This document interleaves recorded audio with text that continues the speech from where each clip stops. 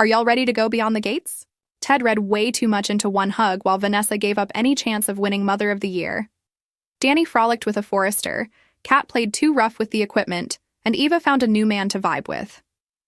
Finally, Haley literally made her marriage toxic, and Jacob entered the bro code. Let's fill up those 2 scoops and find out what happened inside and outside the gates of Fairmont Crest. Monday's show was a very interesting episode. We had left off the Friday before with Nicole melting into Ted's arms and Leslie pulling the hotel's fire alarm to offset whatever heat might be generated. But instead of seeing what happened from there, we skipped to Mona and Laura. She's back. A justice for Laura. Wondering why Nicole had been gifted with the huge "thanks for last night" bouquet. I was kind of frustrated at first that we had to get clued into the events through dialogue and flashbacks. But then I realized it was actually kind of brilliant. The move also created quite a bit of suspense, which I liked. Nicole played it close to the vest with her employees, as Ted did with the curious Eva, information dripping out like an in-need-of-repair faucet. Not bad. When we finally found out what had really happened, well, let's just say that I was wrong with my assessment in the last column that Ted greeting my beautiful Nicole was a fantasy. Nick did indeed seek out her freshly divorced ex, and Leslie did indeed hit the fire alarm. Apparently, Nicole would have slept with Ted had the bell not rung, and Ted took that to mean that they could hit edit undo on their divorce. I mean, Ted was damn near giddy talking about it to Eva. Did he take some IQ-reducing pills with his Orphe Jeans coffee? Sure, Nicole sent him some mixed signals, which she shouldn't have, but Ted taking them as a sign of reconciliation made him look really weak. When is this guy gonna man up? Take your punishment for ruining your marriage and move on. Eva realized from Ted's story that the timing of said fire alarm was just too sus, so she went to her headphone-clad mama and wrenched the truth out of her. "I'd do it again," Leslie finally spat. There was no way she was going to let Ted slip through her fingers a second time. You get the feeling this is more about completing that mission and less about Leslie actually loving Ted? Because that's how it's looking to me. Ted was all butthurt when Nicole answered his summons and gently told him that yes, she loved him. But no. Their connecting in the hotel room did not mean they were getting back together. And didn't Ted look sad and whatnot? Sorry, no sympathy for this guy. There's been nothing Nicole has done in 6 months that says she wants Ted back. He needs to stop being a puss. Ain't enough of Nicole's Febreze in the world to cover up the stench of that desperation. Nicole visited her parents, and just before, Anita seemed suspicious of Vernon, who made a mysterious phone call, then seemed to bask in the obvious attention some socialite Rosamond was lavishing on her hubs. Now, other men on this show can be scoundrels, but let's not go there with Vernon, please.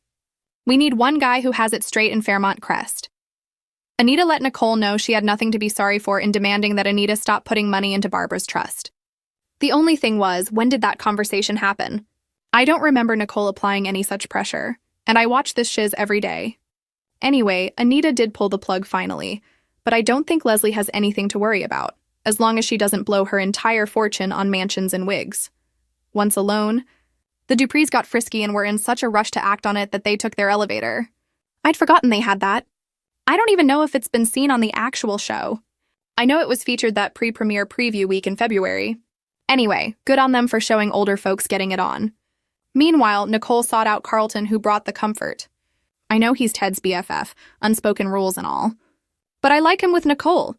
I don't know if it's a reaction to Doug's death, or just that she's always been this awful, and now she doesn't have Doug there as a buffer. But Vanessa is turning into one cold bitch, but fast. Defending her relationship with Joey again, this time to Danny, Van Von went straight to the casino owner and announced that she wanted to be his equal. And not by also having her name on the building either. No, Vanessa wanted to go all mobster and be a part of every facet of Joey's business.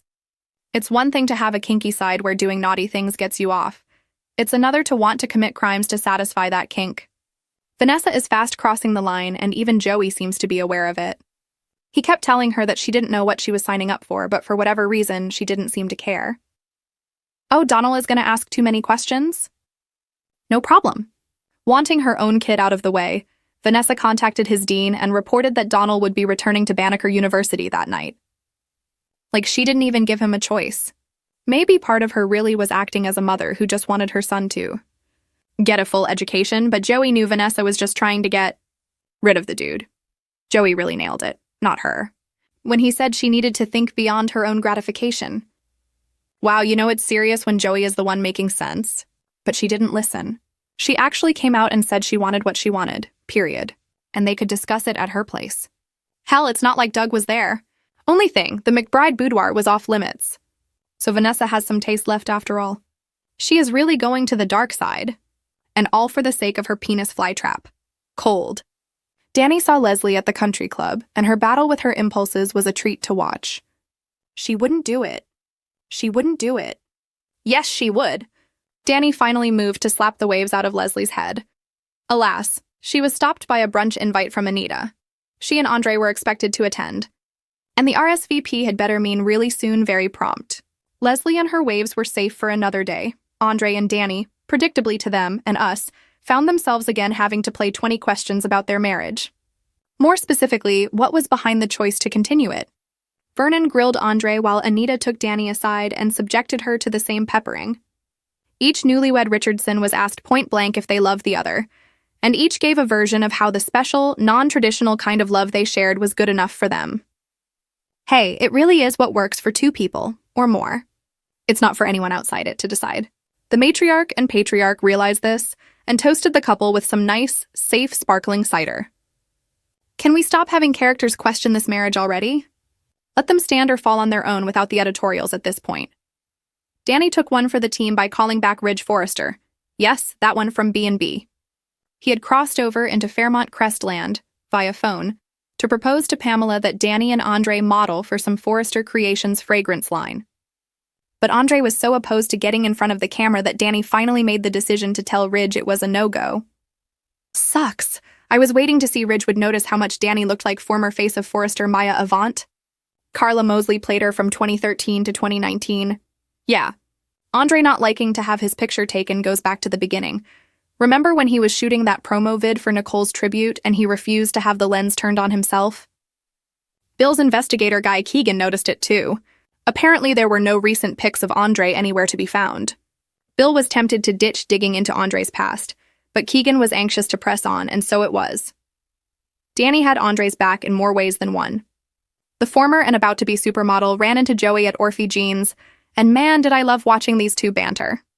Danny is one of the few people who can go toe-to-toe with the DMV's version of Tony Soprano, and Joey certainly gave as good as he got. He knew Danny only married Andre because Bill had traded her in for a younger model first. But it got real interesting when Joey bet Danny $10,000 that her marriage wouldn't last a year. Danny confidently took that wager.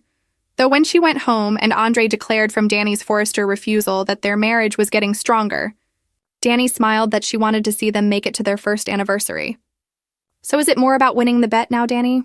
Certainly adds another wrinkle, done it. Madison made an appearance this week. This after I saw a rumor that Kenja was no longer on the show. So I'm glad that wasn't true. Even better, we got a little glimpse into Madison's family history, and at least where Mama Montgomery is concerned, it ain't good. Oh, she was okay with her daughter being a lesbian because her tarot card said she should be. And apparently Mums is so into holistic and beyond treatments, she considers traditional medicine moot Willow. We learned her name was, I'm going to guess that's an affectation, not her given name. Was so into the more radical subsection of alternative treatment believers that she delighted in making Madison, a medical school graduate and doctor, wrong. Ms. Willow even shared crazy ideas from her social media groups, then tagged Madison and implied that she approved of them. Well, no wonder Madison was pissed when her phone showed another notification of her mom's foolishness. And Chelsea now understood why Madison has always winced over how much time her GF spends online. Have to admit, that's good continuity. I also like that Madison's main conflict with her mom is something else besides her sexual orientation. That's not always the case, so it's nice we didn't go the typical route. When Madison stepped away, she polled her followers and asked if they would step in to help a loved one heal things with their mom. 73% of them said, mind your own beeswax. But Chelsea decided not to listen. So she grabbed her phone and did something. We don't know what yet. But I have a feeling she's reaching out to Willow. And when she does, it ain't gonna be Willow who's weeping. Across town, well, Prince had a lyric in his 1989 song, Party Man. If it break when it bend, you better not put it in. Kat apparently didn't listen to that cut. Because if she had, she might not have had to help Tomas limp into the hospital and tell Shanice that she broke his penis. Fun fact, a penis actually can be broken. But it's a muscle thing, not a bone thing. Whatever Kat was trying to do, she junked Tomas's junk, but good. Martin deemed her a little freak compared to her being a virgin just a few months ago. Kat was mortified, but her bro did encourage her to keep experimenting. The weird part came when Martin smiled that he was going to tell Smitty all about Kat's sexcapade, and did. All in the spirit of not keeping secrets. Yo, Smitty meant not withholding stuff about yourself, not spilling all your family's business. What the hell was that about? Tomas and his crotch rocket ice pack emerged from emergency, and at least he was able to take the incident in stride. You break it, you bought it, he cracked. I still don't think Tomas and Kat have a snowball's chance in hell of making it as a couple, with Tomas still having feelings for Eva and Kat just wanting to best Eva, which is what's going to make it all the more intriguing when Eva gets attracted to another guy. But more on that in a minute. June was rather the unofficial babysitter for bio kids Tyrell and Samantha this week. She waited on them more than she did her customers. Well, except one customer, Jessica, who suddenly showed up at the diner. June took her order and reported back that Jess wanted a grilled cheese sandwich with tomato. The audacity. The tomato would ruin the integrity of the crust. Heavens. Did June do cooking competitions when she was on the streets? It seems June was just joshing. She and Samantha felt that Tyrell needed to go to Jessica and patch things up by sharing his feelings. He did, and before long he had scored a date to his school's Halloween dance. Only one thing, Tyrell already poured out his heart to Jessica weeks ago. Why were we acting like this was the first convo they'd had since Tyrell popped off that Jessica was kissing him just to humiliate him?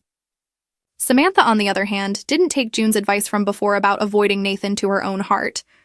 Nay, she was bummed that Nathan wasn't liking any of her selfies. June made the rather inexplicable decision that Samantha should start posting up like the Dupree she was.